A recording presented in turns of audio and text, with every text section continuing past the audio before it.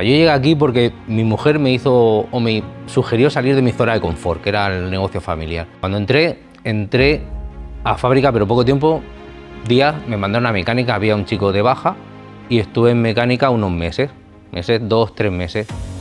Y allí aprendiendo a todas las funciones de allí de mecánica.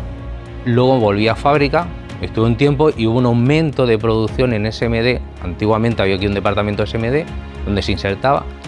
Y tal aumento había que se hizo como un turno de tarde y vine durante unos meses, 2, 3 meses por la tarde a fabricar SMD, a hacer las placas con sus componentes. Luego me volví a fábrica y en fábrica ya pues ahí es donde he hecho todos los años hasta el día de hoy, donde he hecho diferentes funciones de montaje sobre todo, ayudando a Pepe también, y ahora últimamente también me han puesto en un sitio donde se hacen las preseries.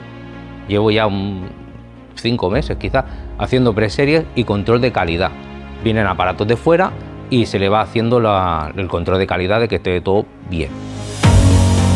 En un buen momento, o varios fue al principio sobre todo, que claro, era el primer trabajo que tenía y el primer lote que me dieron a mí me llenó, una cosa tonta, pero a mí me llenó mucho de satisfacción, de alegría.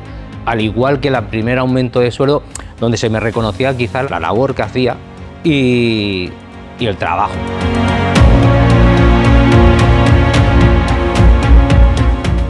Cambiar Egler ha cambiado con el tiempo y con los nuevos compañeros que se han ido incorporando. Antes era todo mucho más manual, artesanal, se fabricaba todo, se iba haciendo, y ahora es mucho más masivo, se hace todo de fuera, viene todo de fuera, se compra todo de fuera y es lo que yo veo, que antes era más artesanal y más manual. Ahora no, ahora es más todo fluido.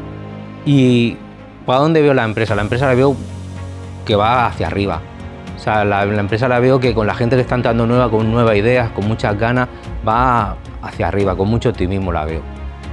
O sea, a mí me gustaría que se mantuviera en el producto los nuevos 20.